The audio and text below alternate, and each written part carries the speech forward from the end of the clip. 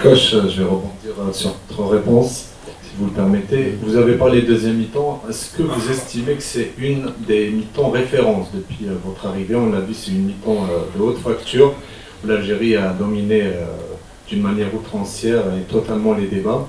Et puis, je vais rebondir sur une autre question. Sur la première période, on a vu aujourd'hui une équipe, une sélection nationale, qui a su même dans la difficulté varier le jeu, sortir le ballon proprement, aller chercher des solutions à chaque fois pour aller chercher cette égalisation qui est intervenue. Est-ce que vous pensez aujourd'hui c'est cette philosophie que vous cherchez à ressortir chez les joueurs? Merci, coach. Il faut, je vous ai dit, pour avoir en gros le message c'était le message et le plan de ces deux matchs, c'était d'être audacieux, de ne pas être craintif, de ne pas jouer petit bras, et quitte à ce que des fois il y a un peu de déchets quand il y a des joueurs en face, quand tu as le milieu de terrain, Ayobi, ceux qui jouent à côté de lui, qui jouent aussi dans un gros club, toute l'attaque, ils savent quand sortir, ils savent quand presser, ils savent quand ils te font mal. Et malgré ça, on continue à jouer sous pression, à essayer de ressortir le ballon. C'était le bon moment pour le faire, c'était le vrai test pour le faire.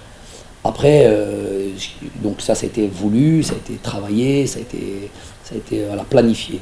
Ensuite, après, voilà, comme vous avez dit, après il y a l'alternance. Quand on n'est pas il ne faut pas être suicidaire, faut pas avoir un excès d'orgueil ou un excès de confiance à se dire que quoi qu'il arrive, je vais sortir de derrière. De toute manière, je suis pas hyper favorable que malgré toutes les conditions de pressing très haut, on veuille absolument sortir le ballon. C'est pas parce que Pep Guardiola a initié ça, lui il a le gardien pour, il a les joueurs pour, il peut se permettre, il fait 1 milliard d'euros de transfert je sais pas depuis ces dernières années, donc il a les joueurs pour ça.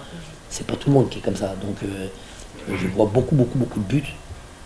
Regardez le dernier match des locaux, il y a un but pour l'Algérie, comme ça, où le gardien essaie de ressortir sur sa ligne de toute sa grille. Et il y a aussi nous, on a failli prendre un but aussi avec le gardien qui a essayé de faire la même chose. Donc faut pas tomber dans cet excès.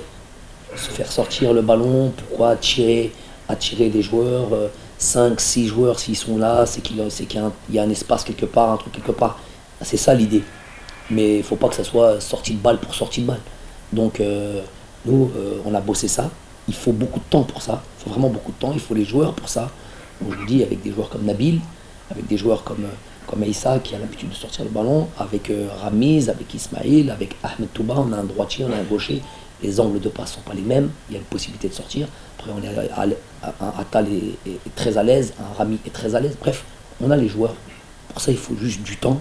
Parce que c'est ça qui nous manque pour avoir ces sorties de balles, cette animation, pour aller faire mal plus loin. Mais en tout cas, c'était ce qu'on a voulu faire. Tout n'a pas été parfait, je vous l'ai dit. Et puis j'ai aimé aussi, j'ai beaucoup aimé le fait que cette équipe aussi, elle est venue, elle a beaucoup d'orgueil. C'est une équipe qui a des grands joueurs, avec des joueurs qui jouent tous dans des gros championnats.